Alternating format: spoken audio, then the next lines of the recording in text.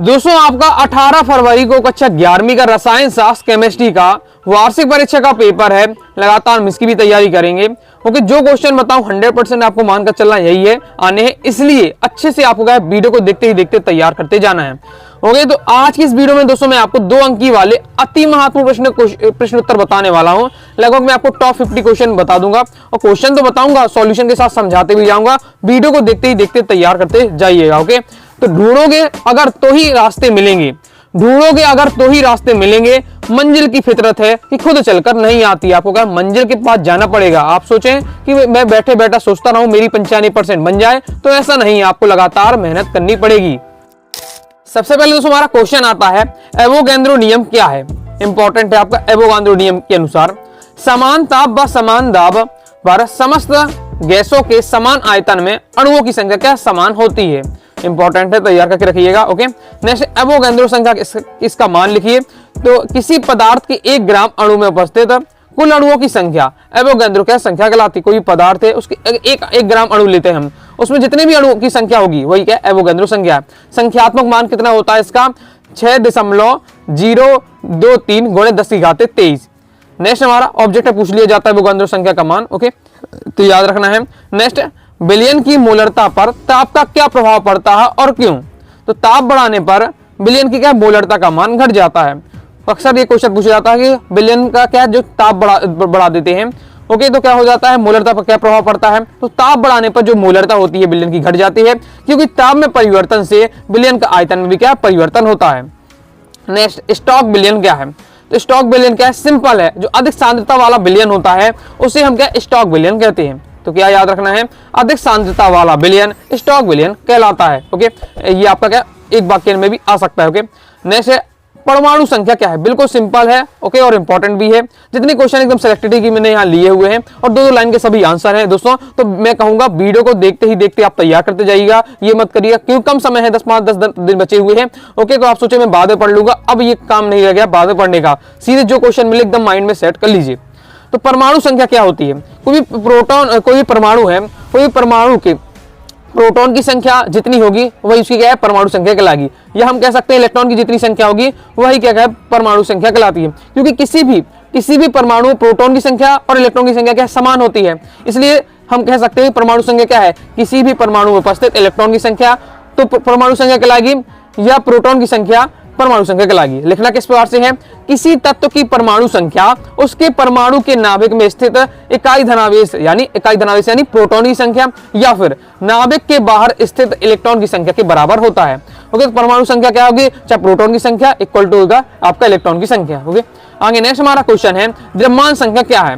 द्रव्यमान संख्या दोनों इंपॉर्टेंट है, परमाणु संख्या द्रव्यमान संख्या। ओके, तो आपका द्रव्यमान संख्या क्या है, द्रव्यमान संख्या परमाणु के नाभिक में उपस्थित कुल प्रोटॉन और कुल न्यूट्रॉनों की संख्या का योग है। इसे ए से प्रदर्शित करते हैं, परमाणु संख्या को जेड से प्रदर्शित करते हैं, द्रव्यमान संख्या को ए से प्रदर्शित करते हैं। तो द्रव्यमान क्या है, संख्या क्या है कि द्रव्यमान संख्या किसी भी परमाणु में उपस्थित कुल प्रोटॉन की संख्या और कुल न्यूट्रॉन की संख्या का अगर हम योग करते हैं वही हमारी क्या द्रव्यमान संख्या कहलाती है। बस इस बार से फॉर्मूला भी आप लिख दीजिएगा। ओके, और बनिए बॉक्स बनाकर बंद कर दीजिएगा, तो कंप्लीट आपका हो जाएगा।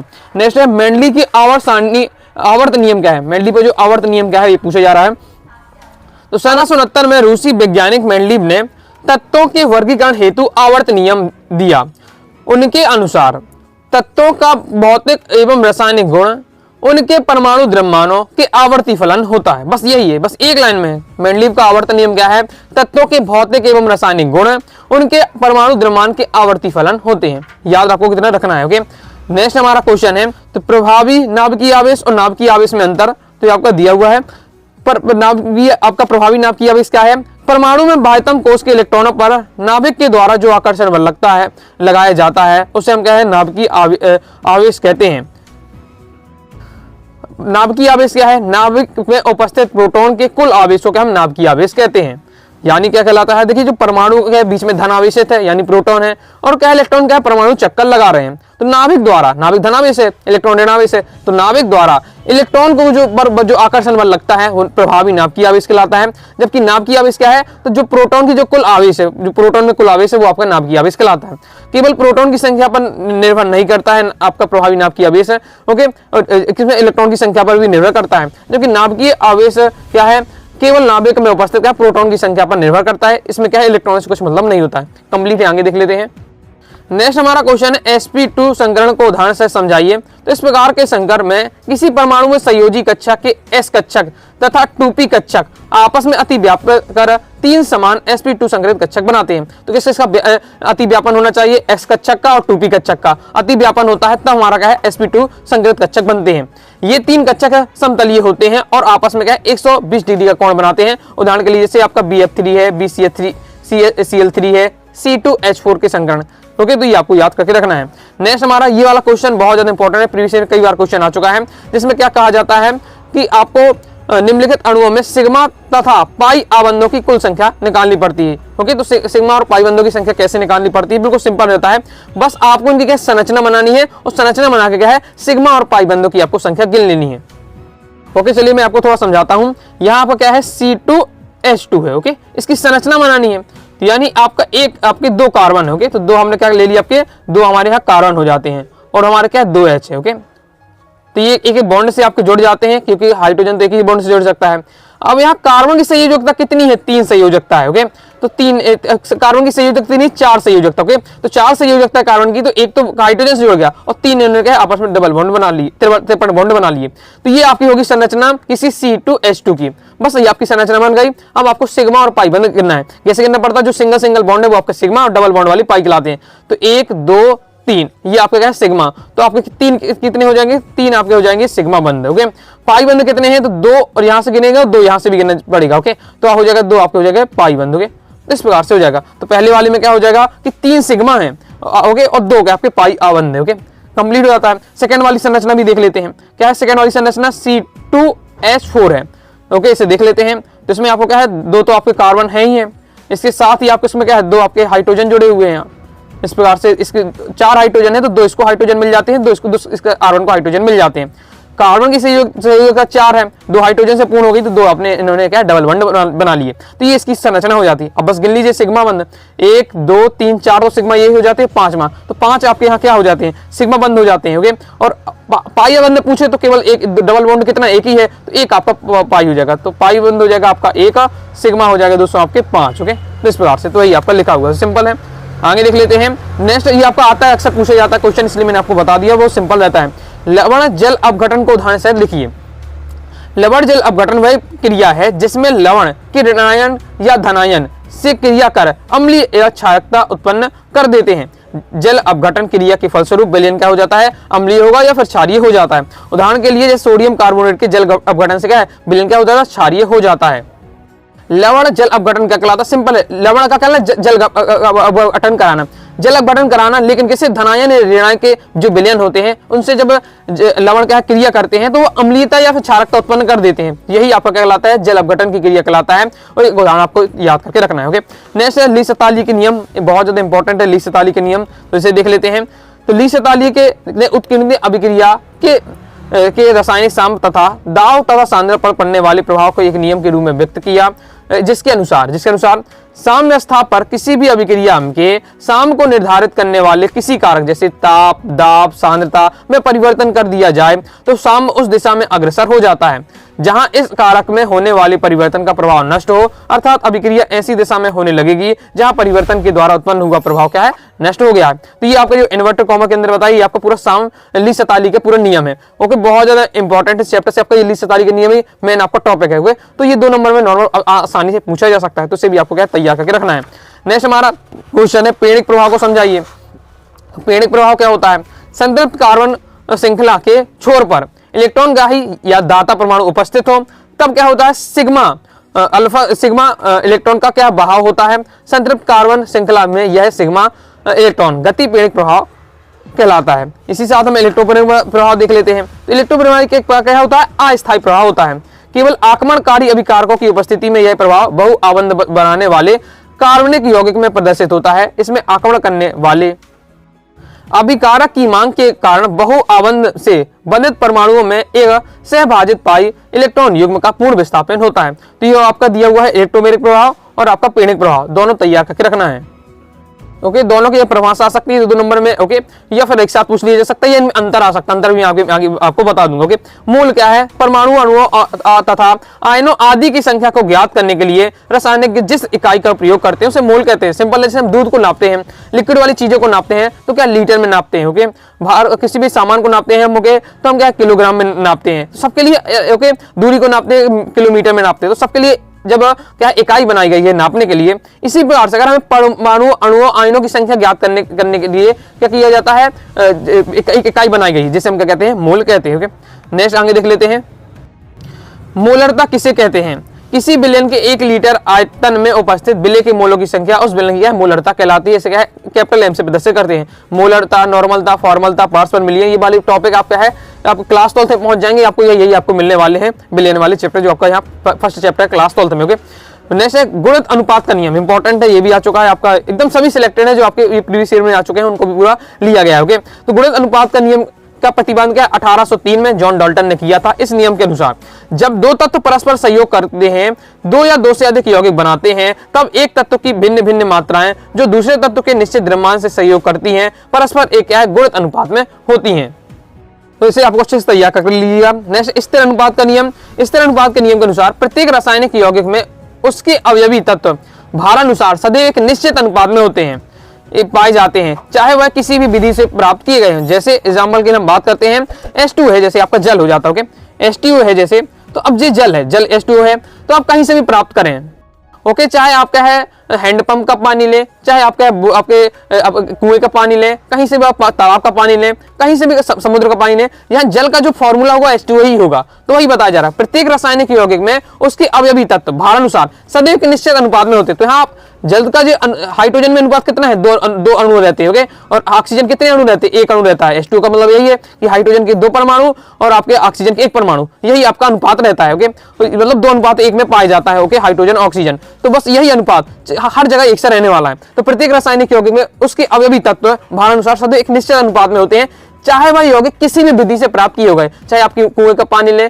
चाहे आपके वाष्पीकरण से पानी को प्राप्त करें, ओके चाहे नल का पानी ले, मतलब कहीं से भी ले पानी का आपका जो रेशियो रहेगा हाइड्रोजन का 2 रहेगा और ऑक्सीजन का ही रहेगा। तो यही बताया जा रहा है, यही कहलाता है स्थिर अनुपात का नियम। ओके इस नियम के से स्पष्ट है कि प्रत्येक यौगिक का रासायनिक संगठन निश्चित होता है, जो इस यौगिक को बनाने की विधि या स्रोत पर निर्भर नहीं करता है कि आप कहां से ले रहे पानी, ओके स्रोत पर उस पर निर्भर नहीं करता। मैंने आपको यह पानी का एग्जाम्पल लेकर उस चीज को समझाया है। ओके तैयार करके रखिएगा। कैथोड किरणों के गुण लिखिए। तो कैथोड किरणें लगभग क्या है, प्रकाश के वेग में सीधी चलती हैं। दूसरा ये किरणें कैथोड पृष्ठ पर लंबा दिशा में गमन करती हैं। एनोड के गुण क्या है, ये किरणें हमेशा सीधी रेखा में चलती हैं और इन किरणों पर वेग क्या है, कैथोड किरणों से क्या कम होता है। ओके तो तैयार करके रखना है। लाइक और शेयर ठोक दीजिए, महाकाल का दबा के लाइक और शेयर ठोक दीजिए। पूरा साल मेहनत करता हूं आपके लिए बेटा, ऐसा नहीं चलेगा, ऐसा नहीं चलेगा। आगे और देख लेते हैं, इलेक्ट्रॉन लब्धि इंथैल्पी को परिभाषित कीजिए। तो किसी उदासीन विलगित गैसीय परमाणु की बाह्य कक्षा में एक अतिरिक्त इलेक्ट्रॉन ग्रहण करने के पर मुक्त ऊर्जा की मात्रा को इलेक्ट्रॉन लब्धि कहते हैं। ओके कोई भी परमाणु है, जैसे कोई भी परमाणु है, अगर वो इलेक्ट्रॉन ग्रहण कर लेता, अपनी बाह्य कक्षा में इलेक्ट्रॉन लेता है, तो इलेक्ट्रॉन लेने के लिए उसे कुछ ना कुछ ऊर्जा त्यागनी पड़ेगी। वही क्या होगी, जो मुक्त ऊर्जा का होती है वही हमारे इलेक्ट्रॉन लब्धि इंथैल्पी कहलाती है। बस इस बात से थोड़ा याद रखना है। एक ही वर्ग में उपस्थित तत्वों के भौतिक रासायनिक गुणधर्म समान के होते हैं। वार्षिक परीक्षा में कई बार आपकी आ चुका है, ओके त्रैमासिक अर्धवार्षिक में भी आया है बहुत बार क्वेश्चन। तो क्या होता है, ऊर्ध्वाधर वर्ग में तत्वों का इलेक्ट्रॉनिक विन्यास समान होता है और इनके बाह्यतम कोश में क्या है, इलेक्ट्रॉनों की संख्या भी समान होती है। अतः एक ही वर्ग में उपस्थित तत्वों के भौतिक और रासायनिक गुणधर्म में समानता इलेक्ट्रॉनिक विन्यास में समानता के कारण होती है। जैसे प्रथम वर्ग के तत्व में एस कक्षक में इलेक्ट्रॉनों की संख्या क्या होती है, समान होती है। सिंपल है क्या, एक ही वर्ग में उपस्थित जितने भी तत्व होते हैं उनमें जो इलेक्ट्रॉनिक विन्यास होता है, इलेक्ट्रॉनिक विन्यास की डिजाइनिंग होती है, वो सभी में एक सी होती है, इसलिए उनके भौतिक और रासायनिक गुणधर्म लगभग क्या समान होते हैं। नेक्स्ट हमारा क्वेश्चन है, NaCl और विलयन AgNO3 विलयन के साथ सफेद अवच्छेद देता है किंतु Cl4 के साथ नहीं देता है। तो क्यों, तो आपको बताना है। NaCl आयनिक यौगिक है, अतः इसके आयनन में बनने वाले Cr सिल्वर का जो धना होता है के साथ क्रिया करके AgCl का सफेद अवच्छेद बनाते हैं।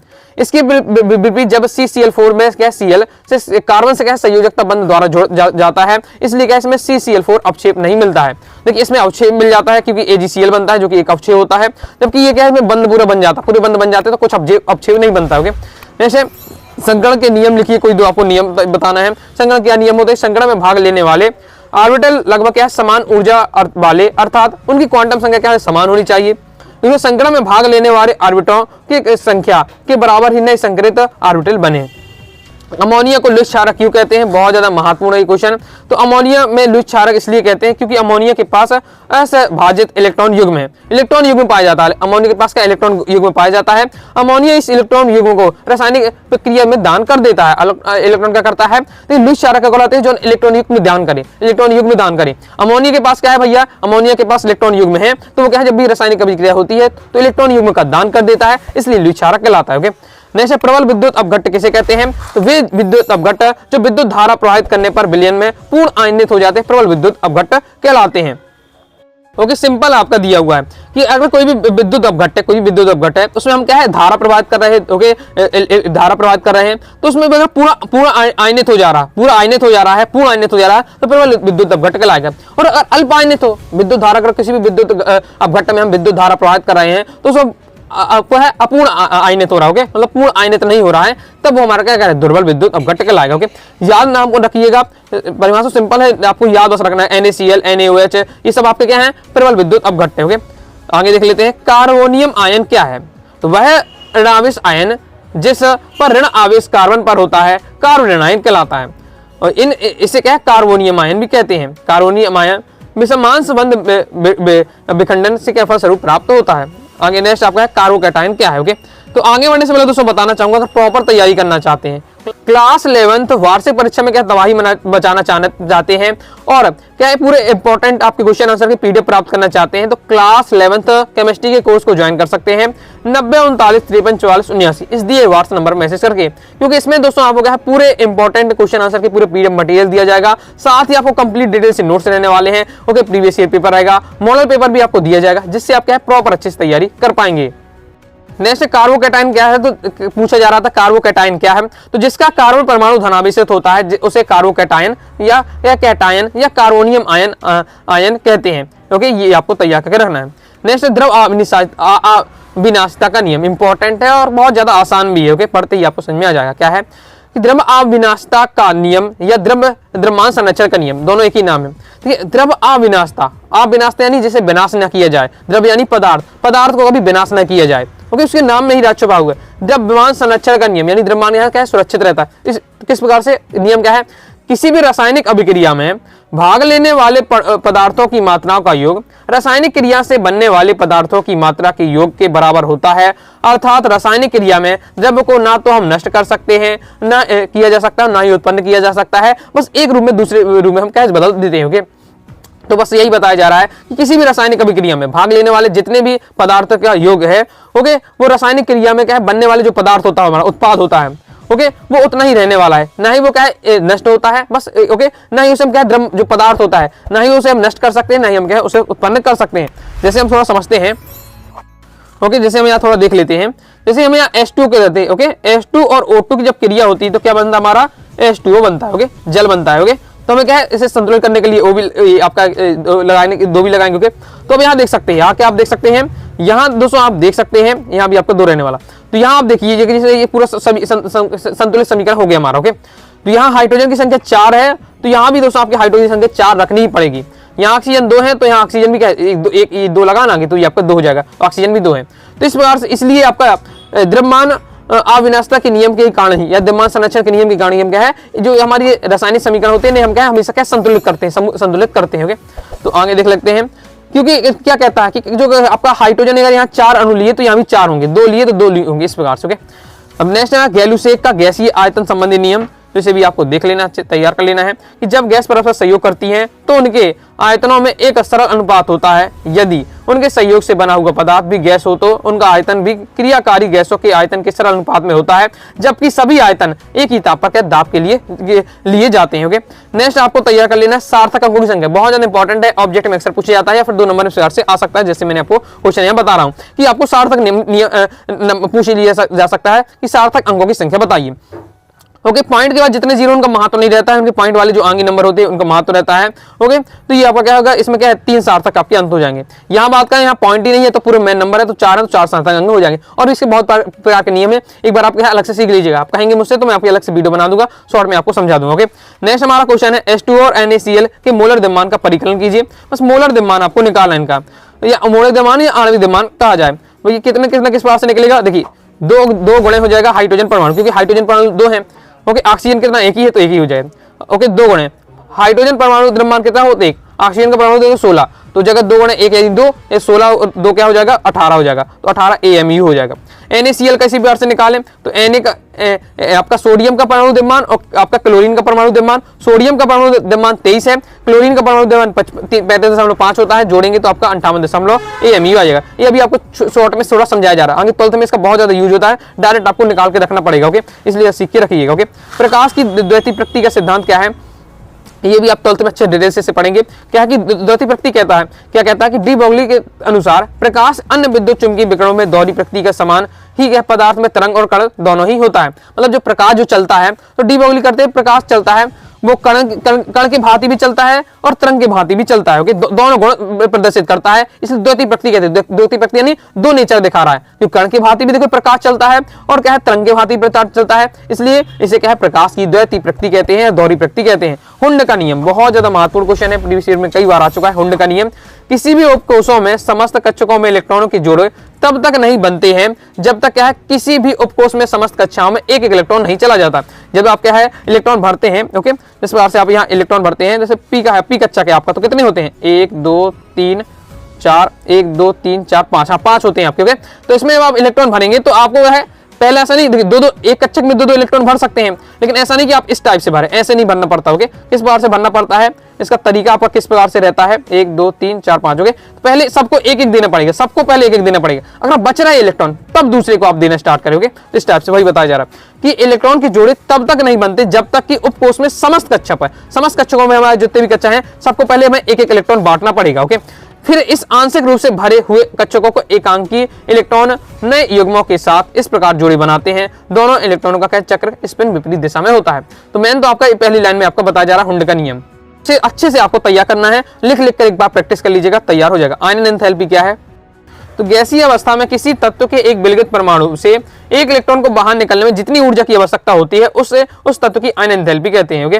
क्या बताया जा रहा है, देखिए आयनन एंथैल्पी वह है कि कोई भी अगर परमाणु से एक इलेक्ट्रॉन बाहर निकलना है, एक बाहर निकालने के लिए हमें क्या कुछ ना कुछ ऊर्जा देनी पड़ेगी, उसे गर्म करना पड़ेगा किसी भी रूप में, ओके, विद्युत देनी पड़ेगी, कुछ भी तरीके से हम क्या है उसे ताप ऊर्जा देंगे तो इलेक्ट्रॉन क्या बाहर निकल जाएगा। ओके, एक इलेक्ट्रॉन बाहर निकल जाएगा। तो एक इलेक्ट्रॉन बाहर निकालने के लिए जितनी हमें ऊर्जा देना पड़ेगी वही हमारी क्या है आयनन ऊर्जा या आयनन एंथैल्पी कहलाता है। ओके, बहुत ज्यादा ये छोटे छोटे टर्म है, ओके, कंफ्यूजन भी करते हैं, तो अच्छे से एकदम समझ के रखिएगा माइंड में। ओके, नेक्स्ट है क्लोरीन की अपेक्षा फ्लोरीन की इलेक्ट्रॉन बंधुता कम की होती है। तो फ्लोरीन परमाणु की त्रिज्या क्या बहुत छोटी है, इलेक्ट्रॉन घनत्व क्या बहुत उच्च होने का कारण, अब छोटा सा है जो परमाणु त्रिज्या फ्लोरीन की, तो अब इलेक्ट्रॉन लोग पास राहेंगे तो इसका इलेक्ट्रॉन घनत्व भी बहुत ज्यादा होता है। तो फ्लोरीन में परमाणु इलेक्ट्रॉन ग्रहण करने की ऊर्जा की दृष्टि से क्लोरीन परमाणु की तुलना में क्या है कम अनुकूल होता है। मतलब इलेक्ट्रॉन, अब फ्लोरीन के पास वैसे ही बहुत ज्यादा घनत्व है इलेक्ट्रॉनों का, तो इतनी आसानी से इलेक्ट्रॉन नहीं ले पाता है, जबकि जो क्लोरीन है वो थोड़ा बड़ा है और त्रिज्या बड़ी है, तो क्या कम जगह उसके पास स्पेस ज्यादा है, तो और क्या है इलेक्ट्रॉन ले लेता है, इसलिए क्या क्लोरीन की अपेक्षा फ्लोरीन की ऋण बंधुता क्या कम होती है। ओके, नेक्स्ट आपके आयनिक बंध को प्रभावित करने वाले कारक पूछे जा रहे हैं। तो आयनन ऊर्जा होता है, ऋण बंधुता होता है, तो इसे आपको तैयार कर लेना है। ओके, PCl5 में किस प्रकार का संकरण पाया जाता है, तो sp3d संकरण आपको पाया जाता है। ओके, क्योंकि और इसमें संरचना किस प्रकार से बनती है, तो त्रिकोणीय द्विपिरामिड संरचना बनती है। ओके, तो ये आपका रहने वाला है। नेक्स्ट इंपॉर्टेंट आपका संयुग्मी क्षार और आपका संयुग्मी अम्ल क्षार युग्म क्या है, तो अम्ल क्षार युग्म जिसमें एक प्रोटॉन का अंतर होता है संयुग्मी अम्ल क्षार युग्म कहलाता है, अथवा एक अम्ल और एक क्षार जो केवल एक प्रोटॉन में उपस्थित या अनुपस्थित से भिन्न है होते हैं संयुग्मी अम्ल क्षार कहलाते हैं। हेनरी का नियम समझाइए, बहुत ज्यादा इंपॉर्टेंट है। तो किसी निश्चित ताप पर विलायक की निश्चित मात्रा में मिले गैसों की मात्रा विलयन के ऊपर गैस के दाब के समानुपाती होती है। हेनरी का नियम भी आप क्या है 12th में विलयन चैप्टर में पढ़ेंगे। तो हेनरी का नियम कहता क्या है कि आप जितना ज्यादा दाब बढ़ाते जाएंगे गैस की द्रव्यमानता बढ़ती जाएगी। जैसे आपके जो कोको कोला ये पेप्सी वगैरह आती हैं, तो आपने देखा कि इसमें कार्बन डाइऑक्साइड गैस होती है, तो इस गैस में क्या है, द्रव में क्या है, द्रव में क्या है, लिक्विड में गैस कैसे भरी जाती है, तो बहुत ज्यादा दाब दिया जाता है। जितना ज्यादा आप दाब बढ़ाते जाएंगे गैस की द्रव मिलता बढ़ती जाएगी, यानी गैस क्या है, द्रव में मिलती जाएगी। तो वही बताया जा रहा है कि निश्चित ताप पर विलायक की निश्चित मात्रा विलेय गैस की मात्रा के ऊपर गैस के दाब के क्या समानुपाती होती है। ओके, नेक्स्ट हमारा आ जाता है निम्नलिखित संरचना को लिखना है आपको। यहाँ आपको क्या है 2-क्लोरोहेक्सेन की और पेंट 4-इन-2-ऑल की आपको संरचना बनानी है। चलिए मैं आपको यहाँ बताता हूँ किस प्रकार से बनने वाला है 2-क्लोरोहेक्सेन। देखिए पहले तो आपको हेक्सेन लिखा हुआ है। हेक्सेन यानी क्या लिखा हुआ है, आपका होता है एथ मैथ प्रोप पेंट हेक्स। तो हेक्स यानी 6 कार्बन, पेंट यानी 5 कार्बन, इस प्रकार से आपको याद रखना है। ओके, ब्यूट यानी 4 कार्बन। तो यहाँ हेक्स है तो आपके कितने कार्बन होने वाले हैं, तो यहाँ आपके दोस्तों आपके पास रहने वाले हैं 6 कार्बन। ओके, तो अब यहाँ हम सबको दे देते हैं 6 कार्बन लिख लेते हैं, 3 4 5 6 हमने कार्बन लिख लिए। 2-क्लोरो यानी दूसरे नंबर पर क्लोरीन है। अगर हम नामकरण करते तो पहला, दूसरा, तीसरा, चौथा, पांचवा, छठवां इसे नामकरण करते हैं। उसने कहा कि दूसरे कार्बन 2-क्लोरो यानी दूसरे कार्बन का क्लोरीन जोड़ दिया है, बस इतना हमारा काम हो जाता है। अब लेकिन हमारी ये संरचना बन जाती है, लेकिन कार्बन की संयोजकता 4 है, तो 4 संयोजकता पूर्ण करें, तो सबकी हमें पूरी करनी है। ओके, तो हमें सबको हाइड्रोजन देकर पूरी कर सकते हैं यहाँ। ओके, तो एक तो इससे बॉन्ड से ये सभी जुड़ जाते हैं, तो एक 3 यहाँ मिल जाता है, इस वाली कंप्लीट हो जाती है। 2 इसने यहाँ से जुड़ गया, एक यहाँ से जुड़ गया, तो एक हाइड्रोजन इससे मिलना चाहिए। ओके, अब इनकी बात करते हैं हम। ओके, यहाँ हम बात करते हैं तो ये आपके 2 बंडे से जुड़ गया आगे पीछे। ओके, तो भी 2 और मिलने चाहिए, तो यहाँ आपके क्या है इससे 2, इस बार से हम क्या है ये हाइड्रोजन दे देते हैं, लिखते नहीं बन रहा। ओके, इसी बार से हम क्या है इन सब में आपको क्या है यहाँ आपको क्या है इन तीनों में सबके 2-2 हाइड्रोजन मिले, 2-2 क्या है कार्बन से जुड़ गए हैं, 2 हाइड्रोजन जुड़ जाएंगे, लास्ट वाला क्या है CH3 रहेगा, बाकी ये CH2 बनेंगे। ओके, तो इस प्रकार से आपकी संरचना रहेगी। ओके, इसी बार से हम देखें पेंट 4-इन-2-ऑल। तो पेंट लिखा, पेंट यानी क्या है, पेंट यानी टी सेट पेंट वाला नहीं है, या पेंट यानी है 5 कार्बन वाला। ओके, तो 1 2 3 4 5 आपके ये 5 कार्बन हो गए पेंट। ओके, अब क्या है 4-इन यानी होता है डबल बॉन्ड, 4 यानी चौथे कार्बन पर डबल बॉन्ड है, तो यहाँ से आपका है चौथा कार्बन लिख से 1 2 3 4, ये आपका चौथा कार्बन हो जाता है, इस पर आपको क्या है डबल बॉन्ड बनाना है। तो यहाँ आपको क्या है चौथे कार्बन हमारे क्या है डबल बॉन्ड हमने बना दिया। फिर लिखा है 2-ऑल यानी क्या है दूसरे नंबर पर आपको क्या जुड़ा हुआ है, ऑल यानी होता है OH, तो दूसरे नंबर पर OH जुड़ा, तो 1 2 3 4 इस पर नंबर करते हैं, दूसरे नंबर कार्बन नहीं है हमारा, इसमें हम क्या OH जोड़ दिया, तो ये हमारी क्या है मेन संरचना बन गई जो हमारा क्वेश्चन कह रहा है। बस अब इसको क्या है कंप्लीट करना पड़ेगा, सभी की संयोजकता पूर्ण करनी पड़ेगी, तो हाइड्रोजन देकर हम क्या है सभी की संयोजकता पूर्ण कर देंगे। तो यहाँ से हम क्या सबको देखिए जोड़ देते हैं, पहले तो इस प्रकार से हमने जोड़ दिया। ओके, अब देख लीजिए ये वाला कार्बन की बात करें तो ये एक ही संयोजक पूर्ण है, यानी इसे 3 हाइड्रोजन चाहिए। ओके, तो यहाँ हमने क्या 3 हाइड्रोजन दे दी। इसकी बात करें तो 1 2 3, ये तो 3 बंदे इसको मिल गया, एक बंदा और चाहिए तो एक हाइड्रोजन मिलेगा। यहाँ देखते हैं इस कार्बन को 2 तो इसका हो गया, तो 2 और इसे मिल जाएंगे यहाँ इसका हाइड्रोजन। इसकी बात करते हैं तो 1 2 3, यहाँ डबल बॉन्ड है तो 2 बंदे यहाँ हो जाते, 1 बंदे यहाँ, तो 3 बंद हो जाएंगे। इसे एक बंदा और चाहिए तो ये मिल जाता है। लास्ट वाले कार्बन की बात करें तो 2 यहाँ बंद मिल गए हैं, 2 और से चाहिए तो 2 से और दे देते हैं। इस प्रकार से आपका हो जाएगा, तो ये आपकी संरचना रहने वाली है। इस प्रकार से यहाँ बताया भी जा रहा है। आइए आप समझ गए होंगे, मैंने शॉर्ट में आपको क्या है चीजें थोड़ा समझाने का प्रयास किया है। चलिए और क्वेश्चन देखते हैं, लगातार क्वेश्चन प्रैक्टिस करिए। मैं एक ही वीडियो में आपको पूरा तैयार करके पूरी तैयारी आपकी करवा दूंगा। ओके, एक आपकी 2 नंबर वाली, एक देख लीजिएगा 3 नंबर वाली, 4 नंबर वाली, बस 2 से 3 वीडियो देखिए, अच्छे से देख लीजिए, समझ लीजिए, बस आपकी क्या कंप्लीट तैयारी हो जाएगी। यानी आप क्या 3 घंटे अगर पूरे देख लेते तीनों वीडियो, कंप्लीट आपकी तैयारी। तो मैं ऐसे पूरा विचार में उसलिए ध्यान से आप पढ़ते जाइए और समझते जाइएगा, सभी क्वेश्चन को आपको तैयार करना है। ओके, सीमांत अभिकारक क्या है, तो सीमांत अभिकारक पूछा जा चुका है कई बार, तो वे अभिकारक जो अभिक्रिया में कम मात्रा में उपस्थित होते हैं तथा उत्पादन की मात्रा को सीमित करते हैं, सीमांत अभिकर्मक या अभिकारक कहलाते हैं। तो ऐसे अभिकर्मक या अभिकारक होते हैं जो कहें कि अभिक्रिया में उपस्थित होंगे लेकिन बहुत कम मात्रा में उपस्थित होंगे, और इनका काम क्या होता है कि जो उत्पाद प्राप्त हो रहा है उत्पाद ज्यादा ना मिल पाए, उत्पाद को क्या कम कर देते हैं, इसलिए सीमांत अभिकारक कहते हैं। सीमांत यानी सीमा लगा देते हैं, क्या उत्पाद जो बन रहा है उसको सीमा लगा देते हैं कि भैया इससे ज्यादा उत्पाद नहीं बनेगा, ये आपके सीमांत अभिकारक कहलाते हैं। 2 लाइन में जितना आपको लिखना है उस हिसाब से आंसर दिया होगा। ओके, नेक्स्ट आपको तैयार करके रखना है, अणु सूत्र से क्या समझते हैं, किसी पदार्थ के अणु सूत्र और मूलानुपाती सूत्र में क्या संबंध होता है। तो वह रासायनिक सूत्र जो यौगिक के एक अणु में उपस्थित विभिन्न तत्वों के परमाणुओं की वास्तविक संख्या को प्रदर्शित करता है, अणु सूत्र कहलाता है। यह किसी यौगिक का क्या मूलानुपाती सूत्र अथवा इसका क्या सरल गुणांक होता है। यानी मूलानुपाती सूत्र होता है, उसमें क्या है उसका गुणांक क्या होता है आपका अणु सूत्र कहलाता है। तो यहाँ वही आपका फॉर्मूला है, अणु सूत्र इक्वल टू मूलानुपाती सूत्र गुणा n एक आपका पूर्ण संख्या है। ओके, पूर्णांक संख्या है। नेक्स्ट अब मूलानुपाती सूत्र, यानी दोनों यहाँ से एक नई क्वेश्चन आपका बन सकता है, मूलानुपाती सूत्र या अणु सूत्र, दोनों आपको तैयार करके रखना है। तो मूलानुपाती सूत्र आपका क्या कहलाता है, वह रासायनिक सूत्र जो यौगिक के अणु में उपस्थित विभिन्न तत्वों के परमाणु संख्या का सरलता अनुपात को प्रदर्शित करता है। यानी हमें मूलानुपाती सूत्र बताता है कि कोई किसी भी तत्व में किस किस किस चीज के कितने तत्व क्या है, परमाणु की संख्या है, किसी तत्व के कितने परमाणु हैं, उनका हमें अनुपात बताता है, वो मूलानुपाती सूत्र कहलाता है। जैसे ग्लूकोज है तो C6H12O6 है, मूलानुपाती सूत्र लिखेंगे तो यहाँ पर क्या है, ओके, अनुपात क्या है, तो कार्बन यहाँ 1 अनुपात होगा, हाइड्रोजन 2 अनुपात में और आपका ऑक्सीजन 1 अनुपात में रहेगा। ओके, इस टाइप से। नेक्स्ट है मूलानुपाती सूत्र और आपका अणुसूत्र में अंतर। ये 3 टॉप मतलब क्वेश्चन इनमें से अक्सर एक नहीं पूछा जाता है। मूल अणुसूत्र क्या है, मूलानुपाती सूत्र क्या है, मूलानुपाती सूत्र, अणुसूत्र में अंतर, तो ये आपका दिया हुआ अंतर। ओके, और वही आप जब आपने क्या है समझ लिया है, परिभाषा तैयार कर ली, वही बताया जा रहा है। पहले में क्या है, परिभाषा लिख दी, दूसरे में एग्जाम्पल लिख दिया, वही आपका सिंपल है, तैयार अच्छे से आपको कर लेना है। ओके, अंतर में है तो इस प्रकार से तालिकाबद्ध आपको समझा देना है। आगे इस प्रकार से भी आपका क्वेश्चन पेपर में आ चुका है कई बार, जिसमें आपको क्या दिया जाएगा, परमाणु संख्या Z बता दी जाएगी, परमाणु द्रव्यमान बता दिया जाएगा, फिर आपको प्रतीक बताना। तो ये तो आपको सीधे याद होना चाहिए। सब क्लोरीन आपका ये Z17 है, तो Z17 परमाणु संख्या 17 है, तो ये पता है क्लोरीन की होती है, तो बता दिया। ओके, Z4 है यानी परमाणु संख्या किसकी होती है, बेरिलियम की 4 होती है, 4 बता दी इस प्रकार से।